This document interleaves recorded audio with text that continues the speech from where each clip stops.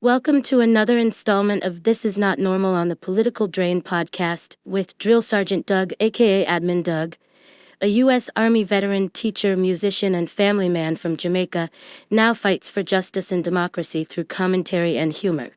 Follow him on YouTube at Political Drain and at Sons of Liberty Official as Drill Sergeant, aka Admin Doug, continues to protect our freedoms. And by removing those judge advocate generals, if we go into Gaza, American troops and Marines, airmen, sailors are going to commit genocide and ethnic cleansing.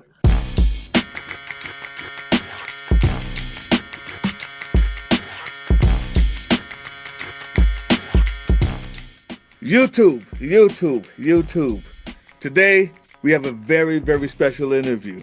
I want to introduce you guys. In this time of need, and this time of need of leadership that we're in, Political Drain, SOL, the whole community, we found a fighter. We found someone who's actually started the process and running in their district, in Ohio District 6. I'm going to let him talk about what he's doing there, but you're going to need to know who this is because of everything that's been going on. With Hegseth, with the Hog's Breath is now the leader of our entire military, the largest, most technologically advanced and richest military in the world is run by a D-list weekend Fox News host who couldn't even make it to the weekday on a place that has no talent as it is. We're talking about someone who's a rapist, more than likely. We're talking about someone who's a white supremacist and has it tattooed on their chest. In the time of firings of generals and leadership all across our once great United States military, we're in need. We're in need of a candidate. We're in need of a discussion. We're in need of people to turn out March 14th for the Veterans March. So today, I'm ecstatic to introduce to you someone who served America with distinction and honor. Lieutenant Colonel, retired, Malcolm S. Ritchie. Sir, thank you so much. Thank you so much for being on with us today. We need you, man. We need you. Tell us more. Tell us everything. Thank you for having me, Sergeant Doug. And I'll just start off with introducing myself and not, take too long with it. But my name's Malcolm Ritchie. Live in Dover, Ohio, which is just 20 miles south of Canton, where the Pro Football Hall of Fame is. I've lived for 30 years in this area of Ohio. I've served in the Army Reserve for 32 years and then retired in 2013. I started out as an enlisted man, went to Fort Knox, Kentucky, completed my basic training in AIT for 19 Delta Cav Scout, went back to the Ohio Army National Guard, decided to go to college. Of course, they talked me into ROTC, and that's how I got my commission. I've served at every level in the infantry branches and the civil affairs branch. For most of my time in the Army. I spent, very little time as an enlisted man before I got into ROTC. They convinced you to stop working for a living. Is that what happened, sir? Well, yeah, when I was in college, of course, they get the list of anybody that's taking the Ohio National Guard scholarship. Mm-hmm. So I had a sergeant first class call me from Army ROTC and said, "Hey, you don't just want to be a private, do you?" So, I fell for that and Outstanding. Learned to regret it later on. But I've went to airborne school. That was my biggest love in the Army, was jumping out of airplanes. Of course, my back suffered, but most of my career I spent in the U.S. Army Civil Affairs and Psychological Operations Command at all levels. Wow. I mean, a resume like that in this timeline that we're living in may mean nothing to the people who now run our military. Well, maybe because you're white, it means something. But in all actuality, it means nothing. Only thing that means anything is your loyalty to a orange orangutan. Talk about What does that feel like as a veteran, as someone who served as long as you have? Well, first of all and foremost, even when I was a young person, high school education was still good when I was a young person, and I understood the Constitution.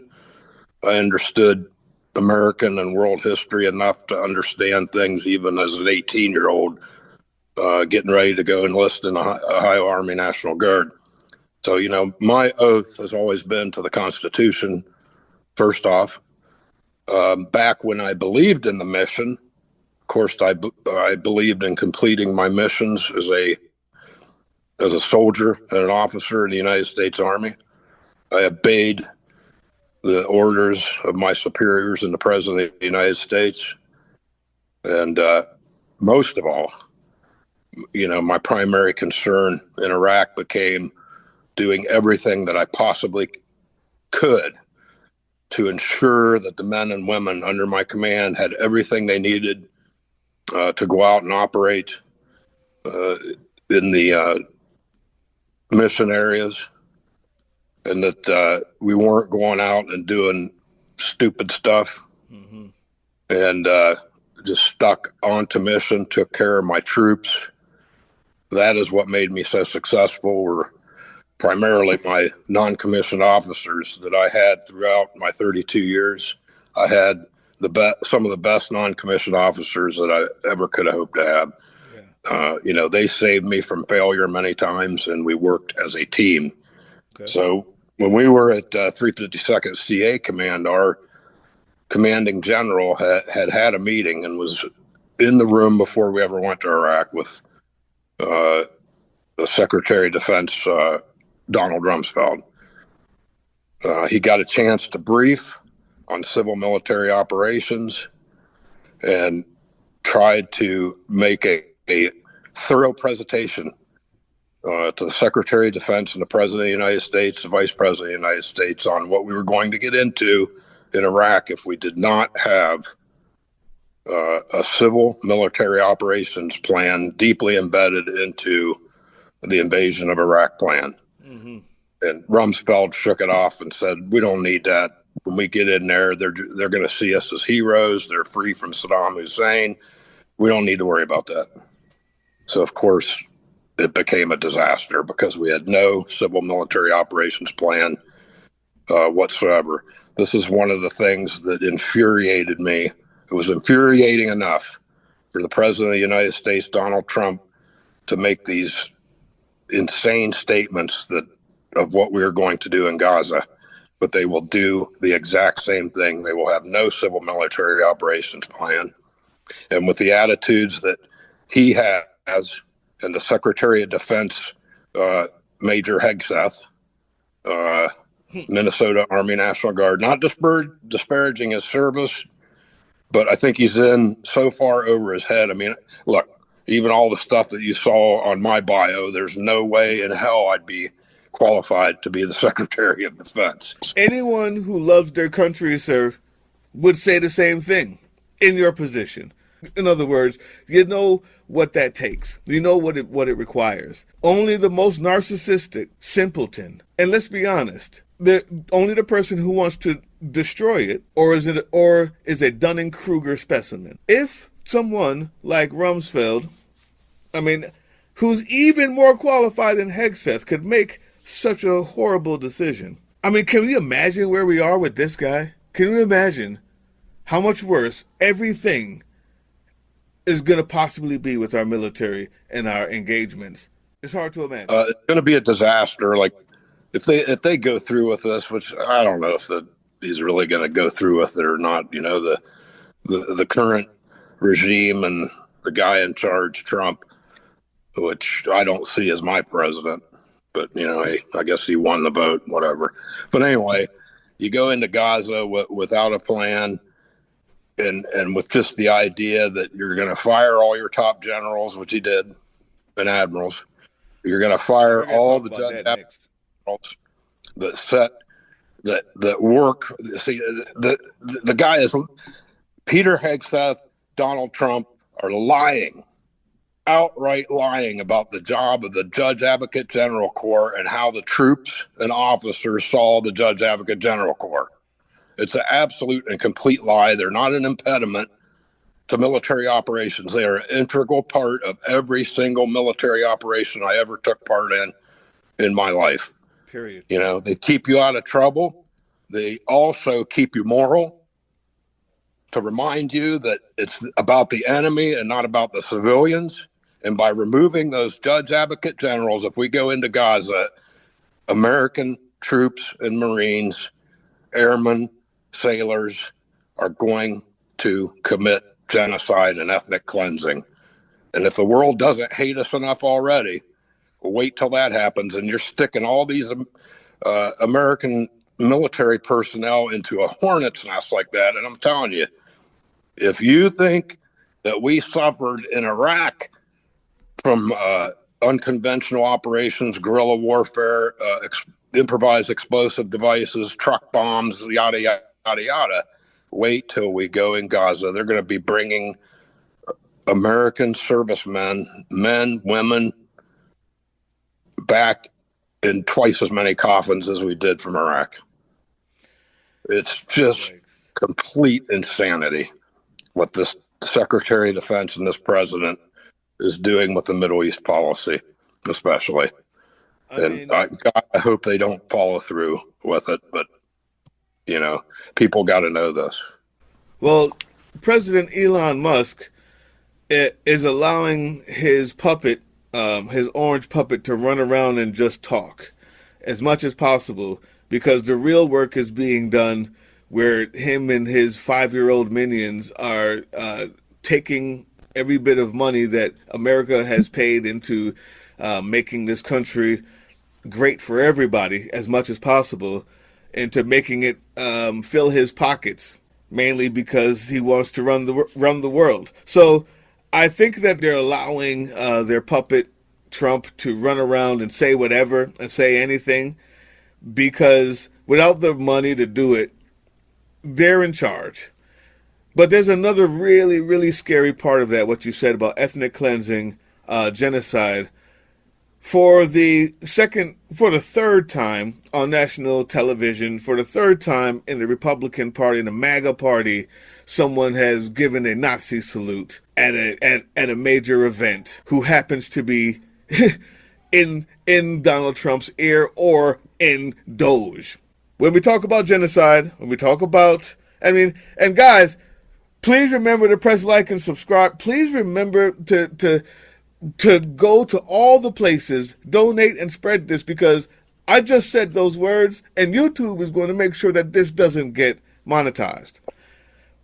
So we're doing this to ensure that you out there spread this. You out there do what's necessary to keep this stuff alive. But anyway, when you talk about those things, as much as I want to believe that they're puppets running around talking foolishness, but we'll never be able to get anything done, the only thing that matters is the money Elon can steal and Putin can take. On the other side of that, they really believe it. They've shown us that they care about that. That, DEI and wokeness, the code words for I'm a racist, isn't just a way to get clicks and likes and to become president. It's actually the philosophy they believe in. And I have a feeling that that's what they want, and that's where we're headed. Gitmo's going to be a concentration camp. Putin will probably invade, and Donald Trump will let him. I haven't said this on air before, but I figured, talking to you, someone with your background, if I said it and you could square me away, then it would be worth saying it. That's my actual belief. What do you say? I think it's definitely possible. It's like, if you look at what they're doing with, supposedly illegal immigrants here. Just these, we have them here in Dover. And I want to, get out there to everybody that, we have primarily a Guatemalan immigrant population in Dover. Some of them have gotten work visas, green cards, and citizenship here. Some of them haven't, but different Mennonite churches and the Catholic Church brought those people here. Yeah. Because they were suffering in their home country in Guatemala from the extreme poverty and just trying to survive and feed their families. They come up here and serve me in the restaurants so that I can have, my nice meal and my tequila, and I appreciate these people, but they work very hard. Most of them I know around here. I've even met some of these people, had conversations with them. Most of them that work around here work in the restaurant service industry. They work in the agricultural industry, and they work in the most horrible place of all, chicken farms, turkey farms, right? And look, let's just be frank. Anybody who's white boys and black boys aren't going to work in no damn chicken farms. Nope. Or turkey farms. Nope. So these people, I noticed there was enough outcry that must have got word back to the president about using American troops guarding illegal immigrants. That the only crime that they committed was immigration law, just not having the proper documentation, being in the United States. They weren't criminals and stuff like that, but there was a posse comitatus came into play, and the Convention come into play about detaining non-combatants. So they saw those problems, and I did see a few days ago they're not going to house any of these detainees that ICE is scooping up in Guantanamo. Now, we'll have to see if that's really true or not, follow up on that, because U.S. soldiers are guarding that, and that's a conflict of posse comitatus and a conflict with the Geneva Convention. I did want to cover some things, too, about the emotionalism for me about this whole situation of serving my country for 32 years and everything. I grew up, all right, I just wanted to talk about how, I got into this and what was my emotional motivations from youth. And the fact that, I was born in 1963, right there on the edge of Gen X and Boomer. I'm more Gen X. I listen to rock and roll and rap and all kinds of stuff that my dad would probably have a heart attack if he heard some of this stuff. But, the World War II generation was my heroes growing up as a child because, my father was a late baby. My grandma was 40 when he was born. So his brothers were 14 and 15 when he was born. Both of them were World War II veterans. So I grew up with two uncles that were World War II veterans. My oldest uncle, George, was in the Navy, and he went to the Battle of the Coral Sea on the USS Sims. The USS Sims was sunk in 15 minutes by Japanese submarine torpedoes towards the end of the battle, after the USS Lexington aircraft carrier the Lexington and the Yorktown had been set on fire. He was in the water for 11 hours, got burned over 30% of his body. But he got lucky. They fished him out of the water, took him back to San Antonio, which was the place they took all the people with burn victims, made his way back to San Antonio. He never recovered from this. I mean, he had a productive life, but he would have bouts of PTSD. They didn't even call it that back then. Yeah. But when I was a kid on the holidays, I would be told by my grandmother and other family members, or us kids would hear, don't be running around being crazy and stuff. You'll make your Uncle George nervous. Right. And he would fall into deep difficulties with PTSD all of his life, and then tragically died of cancer at the age of 57. So my other uncle, Ian, was in the Army, and he went into Normandy after the main battle. He was like a support troop mechanic type of dude, and he went all the way to Munich. So, and he didn't get injured, and he actually fared a lot better. He just, I think, he just had a different kind of resilience, like me. I got issues, I got issues. But, I just have that luck of having that kind of resilience that, it didn't, crush me, the things that I went through. So those two, if they were alive today, and my Uncle Ian died at the age of 91. He had a good life. If those two uncles would be alive today, they would be absolutely horrified at what they're seeing going on. What they did, their sacrifice, they would see it as all in vain. And I thank God most of the World War II veterans have passed away, because can you imagine what Major Dick Winters or Sergeant Guarnier, what they would have thought about what was going on today? I just can't believe it. I honestly can't. that leads perfectly into March 14th. We're organizing a march, guys. People like I'm going to put the names in after this to make sure I don't mess up. Are organizing the Now March, nowmarch.org, and we SOL, we Political Drain, have been wanting to turn it into a veterans march. We want the retired veterans there because, for the exact same reasons that you just said, the people who fought for this, number one, the people who fought to never have fascism touch our doorstep, the people who fought to defend other lands against fascism because we knew how horrible it was. If they were alive to see this today, we would be dishonoring all of the dead, all of them that gave the ultimate sacrifice. Not just that, seeing how they're treating our military, seeing how they're firing the people at the top, seeing how they're getting rid of benefits. Many of those people who have PTSD from the wars that they're starting these times will be losing their benefits. I want to talk about your campaign after this, but I also I want to convey the gravity of the situation to all veterans watching. If you want to go down there and click on the website to join in, to wear your uniform at this 14th, on the 14th of March in D.C. I know you'll be going. Will you be going? Oh yeah, I'll be there. I will be there. Talk about why. I mean, you gave an extremely good definition of why right there, the emotional reasons, but expound on it. Let them know why they need to meet us there. Well, I'm not going to recite the Declaration of Independence. Okay. But but you could. At the very end of the Declaration of Independence, the Continental Congress, members of the Continental Congress, who were branded as traitors to the crown at that point, at the very last paragraph, they pledged a vow on their honor that they would be willing to sacrifice their fortune and their lives for the cause of liberty to break free from King George V and the British Empire. And many of them did. Many of them were executed. Many of them lost all their property, all their money. Some of them did better than others, of course. They were the lucky ones. But I cannot go to my grave having lived this wonderful life of 62 years, with my two wives. Two wives, God bless them both, putting up with me.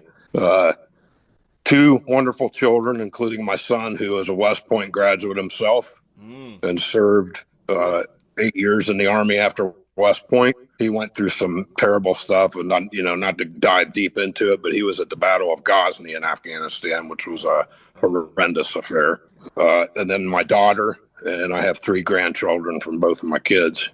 So I've had this wonderful life, and I can't go to my grave living under a Nazi regime and just think that I coasted my way through it. Because I probably could. I could probably get away as a white boy, coasting my way through it. But I spent 32 years working with every conceivable person from every ethnic background you can imagine. Men and women, every ethnic background, probably people that chose a different kind of gender lifestyle. I didn't poke into people's business because, I go by Mr. Walls's or Governor Walls's thing is like, mind your own business. I mind my own business about people's personal business. I don't give a shit what you're doing as long as you're not a criminal and you're not hurting people. Right. I have to do that. I don't want to do this, but I have to run for office. I have to go to this march, and if I get the hell beat out of me by police and get identified and they take my pension away, so be it. So be it. I'll tell you one thing. I'm going to be running a team from here. I probably won't be able to be there on the 14th. There is something else on the 16th. We're hoping everybody stays over because I don't know if people know this, but there's been marches since January at every capital in 50 states, and they're not covering it. So we've decided to stay over. And I'm going to put out a list of addresses where you are, if you don't come to D.C., where we're going to be marching on the media, on Fox News, on MSNBC, in Florida, in D.C., in North Carolina, okay, in different places. I'm going to put these addresses out, but if you can, stay over till the 16th. We're going to go straight to them and see if they cover it then. But we're here to make sure that the least amount of problems happen. Because I don't know if you know about Sons of Liberty and Drill Sergeant. We're not nonviolent. We use nonviolence as a strategy. I want everybody to understand that difference. We believe in self-defense. We believe in fighting for the things we believe in, especially this democracy. And we use nonviolence because it's the way that has worked 80% more times than violent revolutions. That's just the facts. So we'd be dumb to do anything else. But we don't do that because we're afraid of it. Understand that. So come at me before you come at Lieutenant Colonel retired. Come at me. Cool? All right. Let me just say that first out.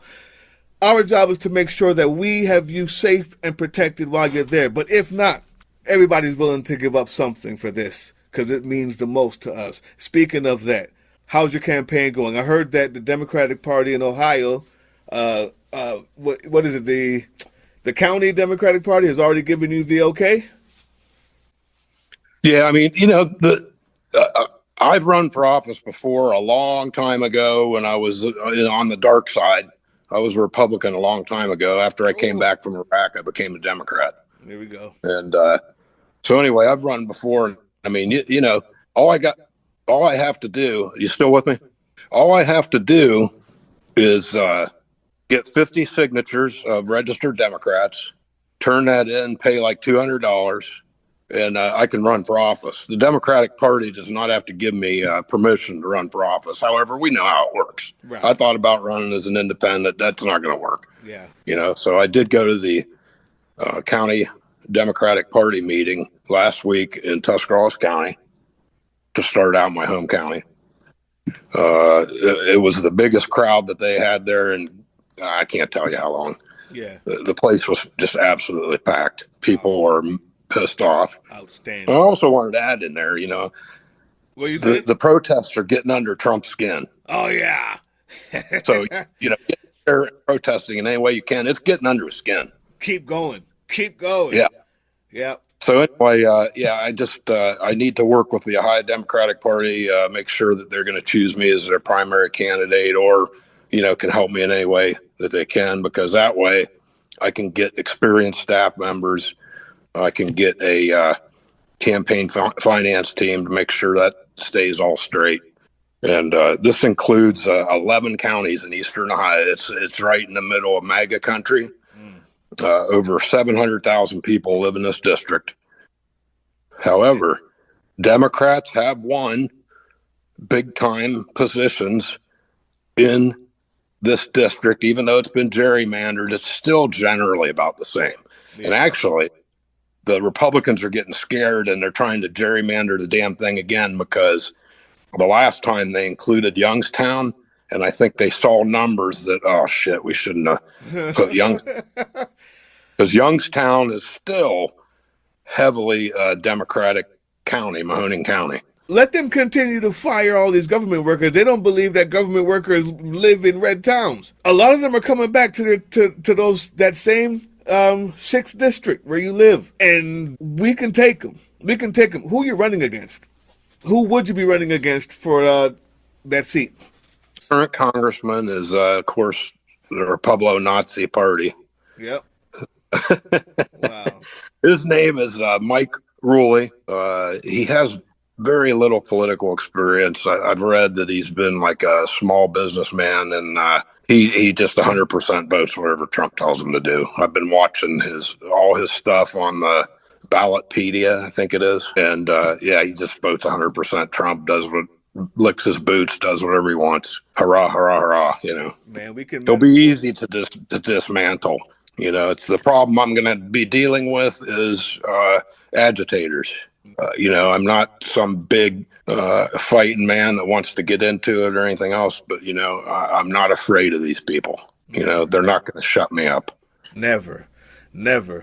Sir, what do you need from Political Drain? What do you need from SOL? What do you need from these audience members? How can we help that fight? Because I want you to metaphorically, YouTube, bloody this guy's nose. I want to make sure that we're doing everything we can. Well, of course, your platform and any of the associated platforms that SOL is hooking up with is of tremendous value, because right now, okay, you got the physical protest, but most of this war right now is an information war. Yes. A propaganda war. Something I did, psychological operations, winning over, changing people's minds, winning their hearts and minds. Yes. People, and I realize that as a candidate, I'm not going to be attacking my potential voters, even if they're MAGA folks. I'm going to be asking them, what do you want? Do you want this or do you want that? Just continue with the information war. Get as many people like me on here as possible. Get civilians that have a lot of experience too. And I want to help you guys too. That's why I'm going to the march. I want to help the network. The network helps me. And I guess in the future, any connections you guys make with prominent Democrats that are already in office, and you can hook them up with me. That's still a big thing. You got to get noticed out there. Yeah. You can't be the soft-spoken, reasonable man anymore.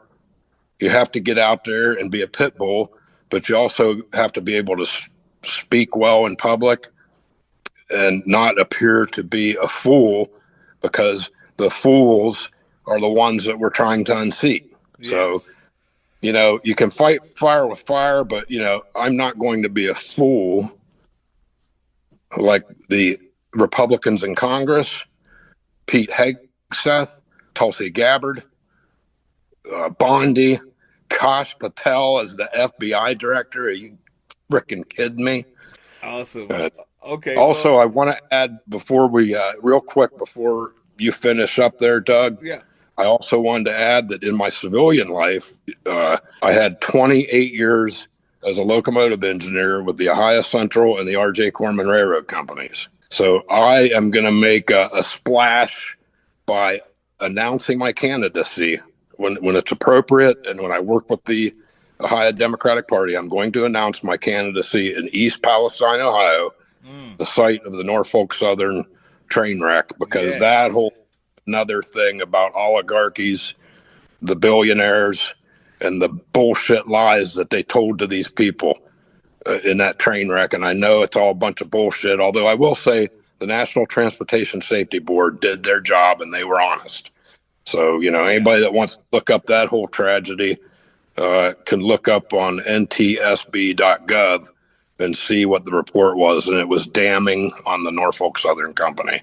So I'm going to announce my candidacy there in East Palestine, Ohio, which is in my 6th. That being said, being someone from that background, being for the workers, is yet another thing that we're missing from these oligarchs and who they're putting up to run. Well, if anyone can call Hakeem Jeffries and say, hey, we want this guy, and he'll be like, who in the hell is this? That's what I'm talking about. Hey, there we go. Action. That's how it starts. Action. We need phone calls, guys. I'll tell you what. Phone calls. Anybody who can prove that they've given a phone call has an interview on this show. How about that?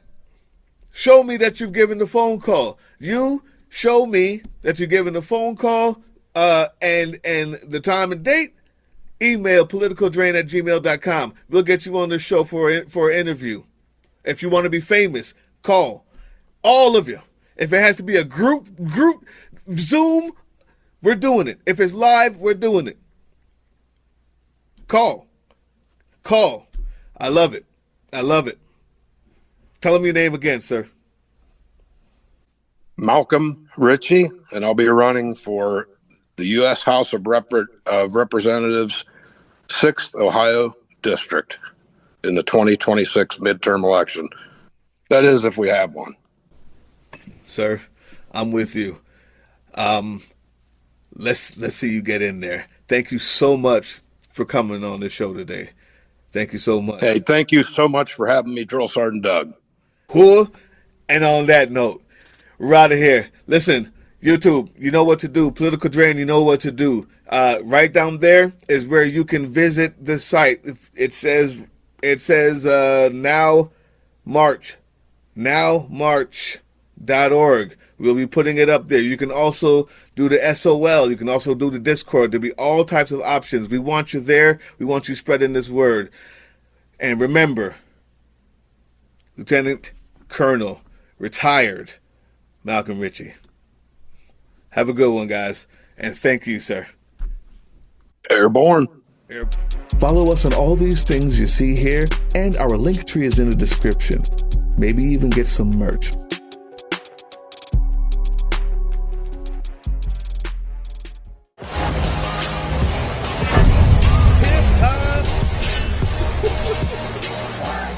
That was the Political Drain podcast, which can be heard on www.groovechillradio.com/political-drain and can be viewed on the Political Drain YouTube channel anytime. Once again, thank you for listening to Groove Chill as we resist fascism in any form, pursue democracy, peace, and love.